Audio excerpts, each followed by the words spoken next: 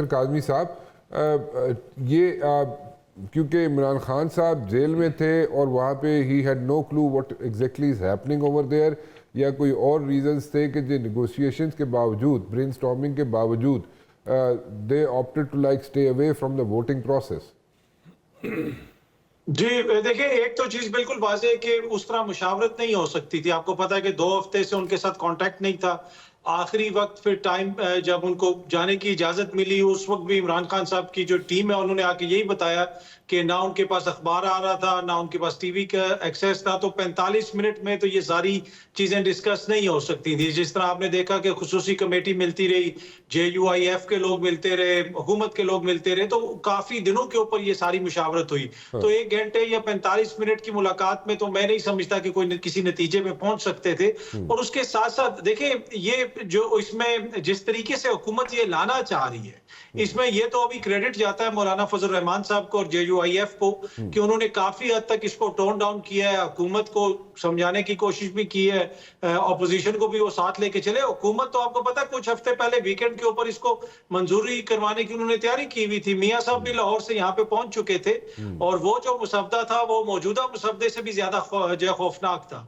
Having said that, अभी भी जो मुसवदा है, ऑल्दो के मैं नहीं कहता कि इसमें किसी की बदनीति है, लेकिन ये मुसवदा जो है ये बराह रास्त अदलिया की आजादी के ऊपर एक हमला है और लोगों के जो डेमोक्रेटिक राइट्स हैं उनके ऊपर एक हमला है। और ये अभी आप लिख लें राना साहब, ये तरमीम कभी भी नहीं चल सकती जो जिस तरीके से करवाई जा रही है। कि आज अख्तर महंगल साहब इस वक्त वहां पे सेनेट के अंदर खड़े हुए हैं कि अपने सेनेटर्स का इंतजार कर रहे हैं, वो कह रहे हैं सेनेटर मेरे गायब हैं। मौलाना साहब ने खुद फरमाया कि उनकी जमात के लोग जो हैं उनके हवाले से तहफुजात हैं। कामरान मुर्तजा साहब ने बहुत सारे तहफुजात का इजहार किया।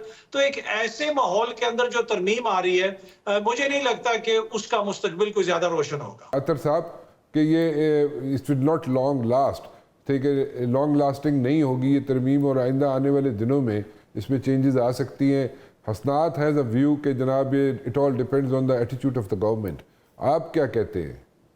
देखिए, मैं असनाद साहब ने वही बात की है जो बुनियादी तौर पे मैं बात कर रहा था। 6 महीने साल जो है, तरमीम 6 महीने साल के लिए तो नहीं होती। ये ऑर्डिनेंस तो नहीं है जो लैप्स हो जाएगा 6 महीने के बाद या 3 महीने के बाद। तरमीम तो फॉर लाइफ होती है। तो जो तरमीम के हवाले से अभी से अगर हम कह रहे हैं कि साल निकालेगी, 6 महीने निकालेगी, इट मीन्स कि इसके हवाले से बहुत ज्यादा शुकूक व शुबहात है। और जिस माहौल के अंदर राना साहब इस तरमीम को लाया जा रहा है, आज सेनेटर्स वहां पे किस तरह के इल्जाम लग रहे हैं, इस वक्त वहां पे माहौल किस किस्म का है।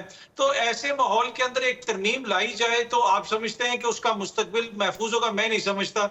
इसलिए कि 18वीं तरमीम ऑल्दो जो कंसेंसस से आई थी उसके ऊपर भी आपने देखा कि बाद में बहुत सारे एतराजात होते रहे। तो ये तो जिस माहौल में आ रही है, इस तरमीम का चलना मुझे आसान नजर नहीं आता। हाँ, अगर मंसूर अली शाह साहब को चीफ जस्टिस का नोटिफिकेशन कर दिया जाता है तो शायद चीजें कुछ काम डाउन हो। लेकिन देखिए, आपने एक मुतवाजी कोर्ट अंदर बना दिया। आपने आईनी कोर्ट तो नहीं बनाई, लेकिन आईनी बेंच आपने बना दिया। वो आईनी बेंच का सरबराह कोई और होगा, सारे मुकदमात उनके पास जाएंगे। उस बेंच को जो प्रैक्टिस एंड प्रोसीजर एक्ट की कमेटी है वो भी नहीं बनाएगी। तो देखिए ना, आपने मंसूर अली शाह साहब को तो बिल्कुल टूथलेस एक चीफ जस्टिस बना दिया। तो ये तो मतलब कि क्या वो अदालत ये बर्दाश्त करेगी? बन सकते हैं अगर